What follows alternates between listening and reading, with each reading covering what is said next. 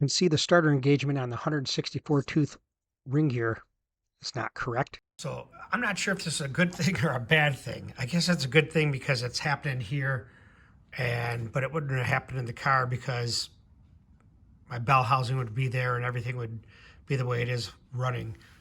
But with this bracket, whether this bracket's not perfect or what, these holes are not perfect, but you can see there's not good mesh between the starter pinion and the ring gear.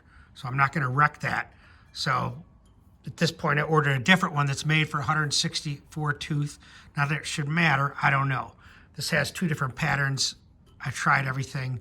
So I started grinding this offset a little bit. It only needs to come back about, I don't know, 30 thousandths for the pinion to be set deeper. That's the problem. It's too high.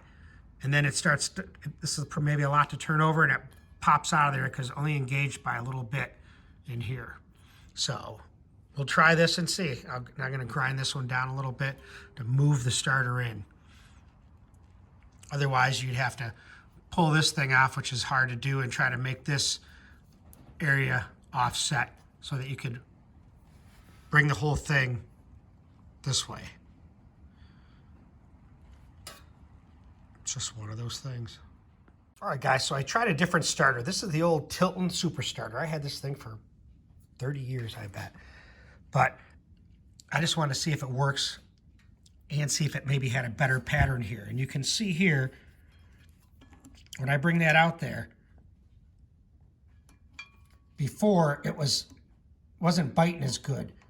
The teeth had to go in. The starter had to go in towards the flywheel.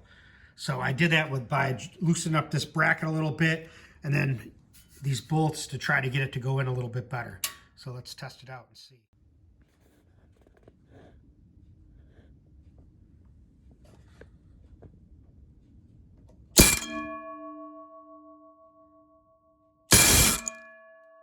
Well, it ain't working. So back to the drawing board to do some more grinding. So here's what I had to do. I had to grind these bolt holes for the starter offset, offset, to get it to slide forward enough to get the ring gear to bite. Look at, see, now that's engagement. So instead of riding over the top is what it was doing. Well, we'll test it out. If it don't kick off, it don't kick off. Let's see. Well, let's test it. Now you saw the pattern, it looked good. Come on, baby.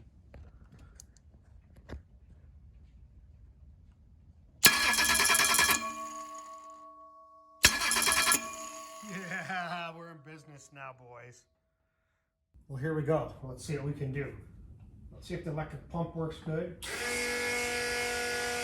Nice. So I'm going to just turn it over, let it turn over, and then I'm going to hit the ignition switch and see what it does.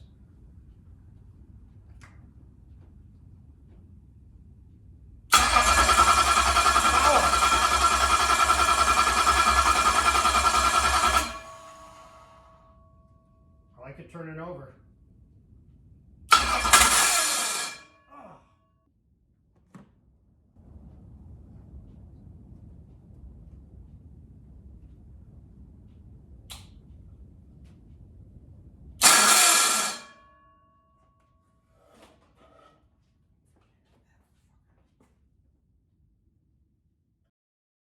Well, here's some technical information, guys, about Ford starters. We all know that they have a 157 tooth or a 164 tooth.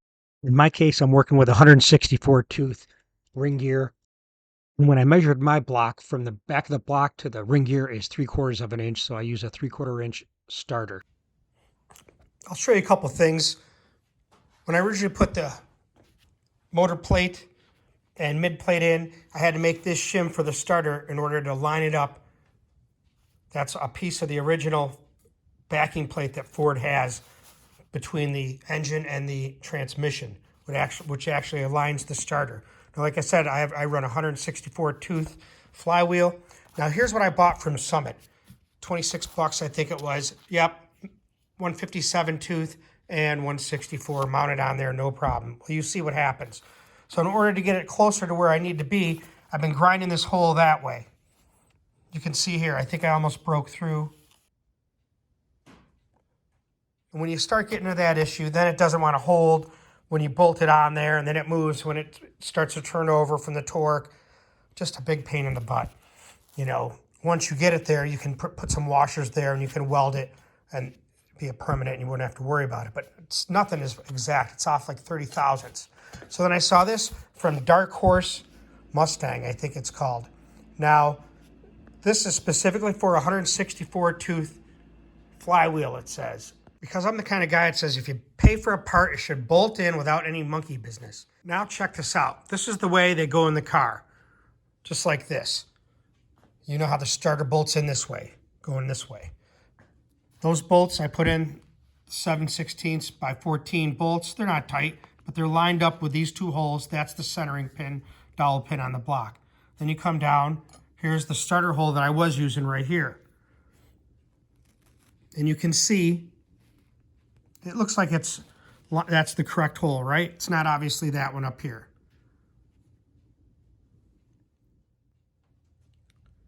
All right, here they are on top of each other, just like they would go in the block. These are the 7/16 by 14 bolts. The centering dowel pin goes right there. You can see it's lined up. You come down here. This is the first bolt hole here. That's lined up. You can see where I had to grind and it's cracking through right here. Now come down here and look. This is the part that's kind of strange. Now here's the old one right here. You can see where I was trying to grind, right, to get this starter to slide this way, to bring the starter in for better engagement, the pinion. So you can see right here, here, and right here. Pushing it that way. Now look at where the bolt hole is. It's way over here. So which one is right? Is that going to make the starter work better now? I don't know. It's awful funny though. You see that universal type, and then you see one that's specific for 164 tooth, and there's that much of a difference.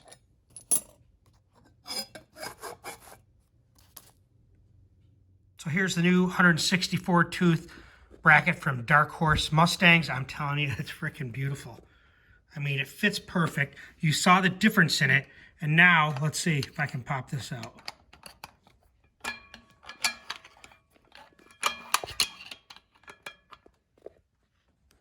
mean, look at that. That's how the starter should be engaging.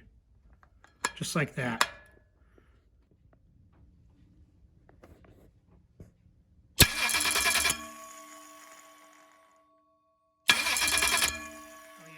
We're ready. Let's fire this baby up.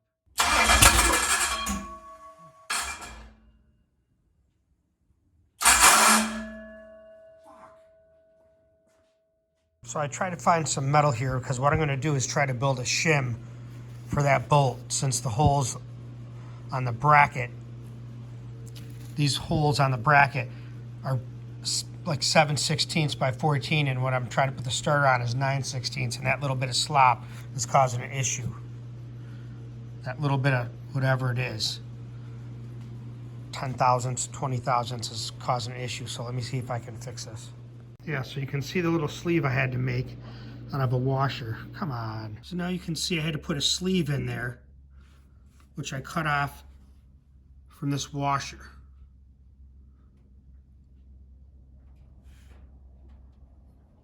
So now I got to do another one for the lower bolt.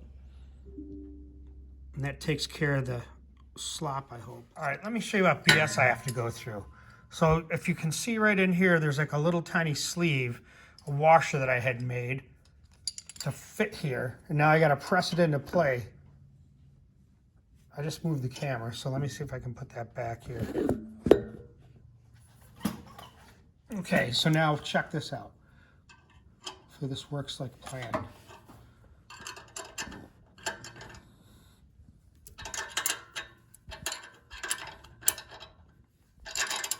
Just to take up that play that's in there. Hopefully it's at the right spot.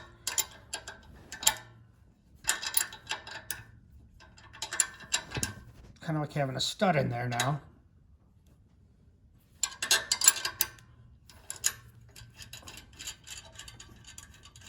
And I'm hoping it doesn't allow it to kick back, because that's at least, I'm telling you, the thickness of that metal is 25 thousandths. I mean, you can see it's in there, and I put one in here too. So they ain't going nowhere. That one's a little loose, but it won't, once it's tight, it won't let it come back this way. Jesus, it's nothing but a pain in the ass.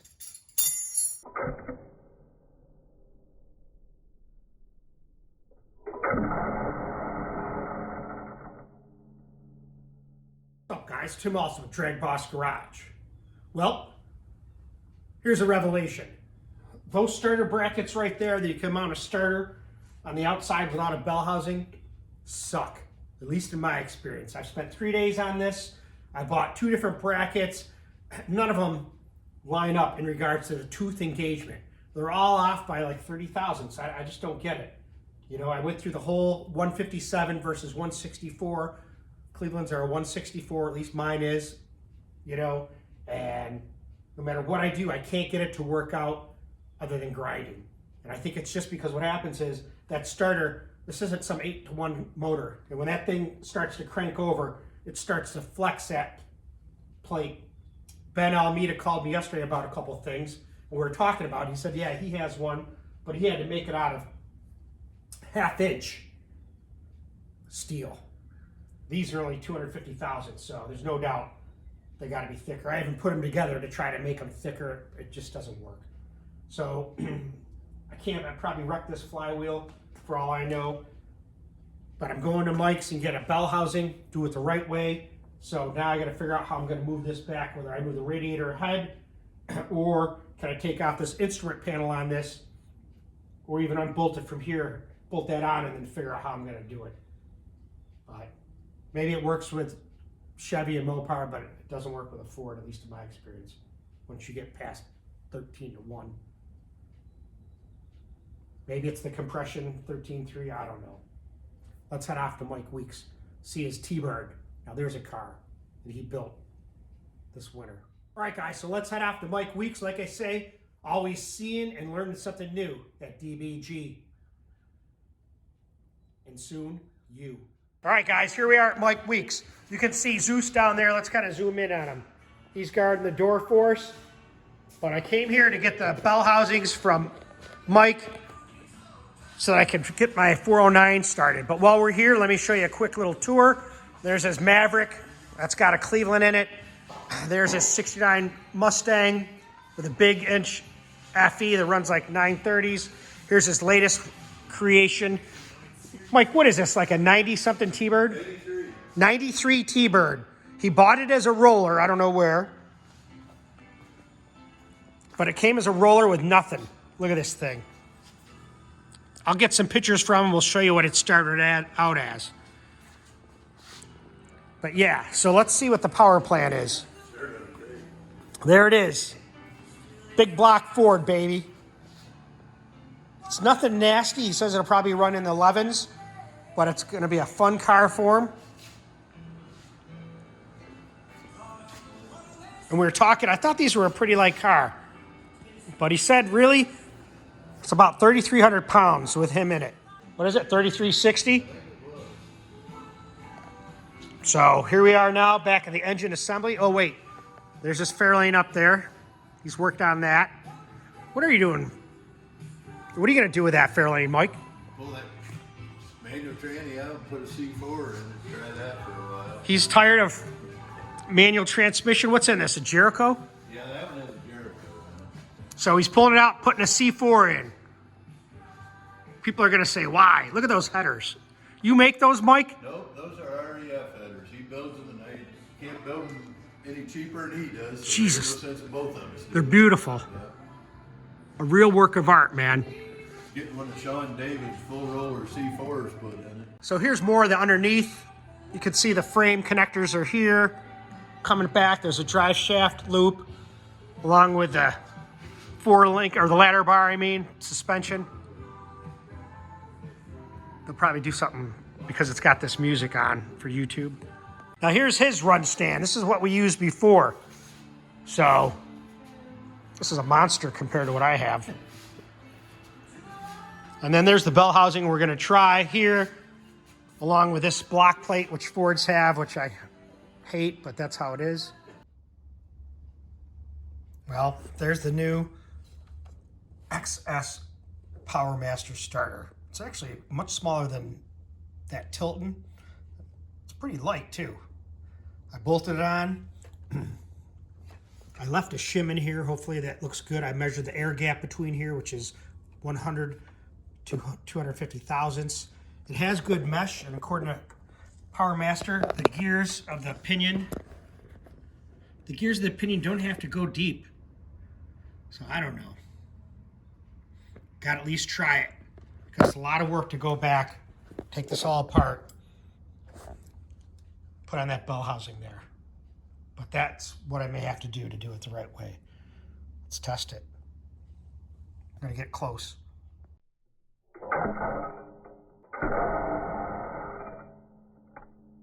All right, guys, I just got back from Mike Weeks a little while ago. Excellent drive, 80 miles an hour, tunes on. Zeus went with me. He had a great time there at Mike's. Thanks, Mike Weeks. I appreciate all the help. Good seeing you, Richard Hansen. So here's the scoop. So I got a new XS starter. Here's a picture of it here, where I already showed you. And I thought I could bolt it up to the same bracket I've been messing with for I don't know how many days. Same thing. I just tested it. Nope, it isn't. It's not happening. You know, it's just too far away from the teeth. So I don't understand how it could be 30,000, whatever it is, 30 thousandths off, and have to mess around with it and drill and the stuff I've done. No, here's what I've resulted to. And Mike Weeks said the same thing. He said that's why he uses bell housing. He's had problems with that. I think this is 250 thousandths thick, and I'll tell you the truth, it's not thick enough. It needs to be a ½ inch. Actually, I was talking to Ben Alameda yesterday. He called me. We were talking about a couple things, and I was telling him the issue I had with the starter. He said, yeah, you've seen that before, you know, wanting to kick back and grind and not line up well. So he said that he made them, but again, they're out of ½ inch steel. These little 250 thousandths, you know, ¼ inch brackets to me are worthless. So I just want to get this thing going. We'll talk with Mighty Mountain about how they can make this adapt so it's easier. I don't know if I can even use this. So in this case, it's not that beneficial that I have to take this off and use a stock bell housing. But that's the key here with this build and run type stand. You don't want to have to go through all this monkey business. So I don't know, I know Fords are pretty finicky in regards to the starter, so that could be a big factor. But at this point, let me get this stuff changed over and see what we can do. But yeah, but that still doesn't tell me what I'm gonna do.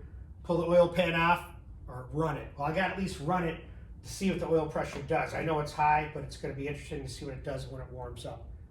And whether I'm gonna change it, because I got a possibility I won't. Basically, I've had to disassemble the whole head. Otherwise, I have to pull these two bolts out, pull the whole thing down, then I can do it easily. But me, of course, I do things hard, but I think I can just leave it like this, take this off, because I already loosened it up, put it all on there, sneak it on there. So let's see.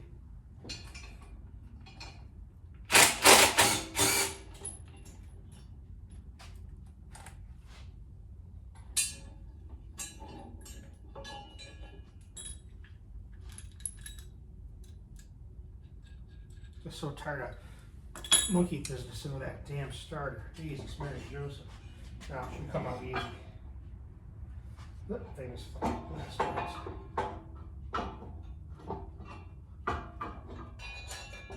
Fight me every last bit of the way, baby.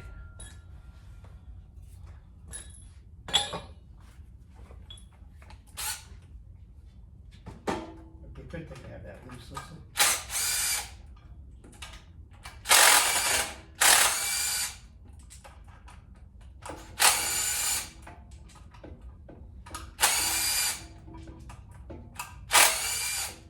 Here because of this.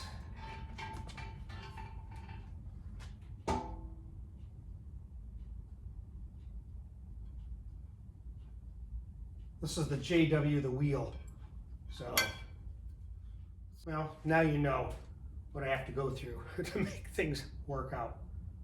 It's not that big of a deal, but it's big a deal where it wouldn't be just plug and play like I thought it would be. But this is something this is real life stuff. Unless you guys have come up with a better idea, but that brace there, that single little brace something needs to be thick metal, I don't know. From now on, I'll be using a bell housing. So here's the block plate I got from Mike Weeks. I measured this, that's 70 thousandths thick. So that matters because when you put the starter up here, what it's doing is it's moving it back away from the ring here by that much. So if you have a mid plate, you got to make sure that you incorporate that in the amount of the thickness for your mid plate. But let's put this on. Thanks, Mike.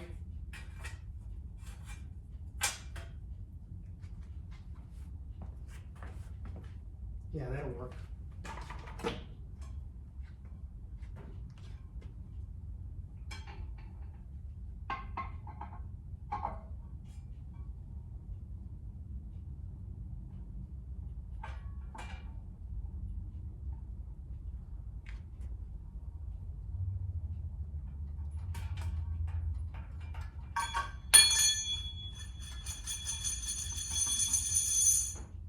All right, guys, there's that spacer. You said, oh, you might have a spacer. I've been running it. And I ain't lock tighten these on this time. I'll snug them down. They ain't coming out of there.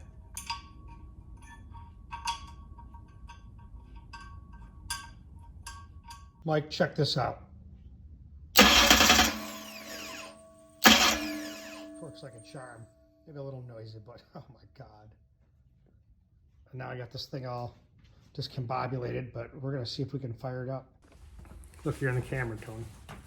All right, guys, so here's what we're gonna do. I put the bell housing on that I got from Mike Weeks. I think it's the same one that we had used before when we had started this thing, but I'll tell you, bottom line is I need to have some stronger straps. I'll show you what they look like back. You can probably see them back here.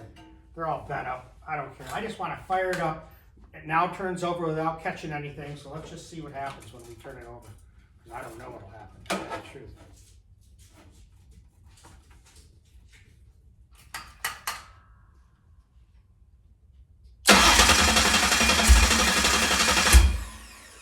Whoa.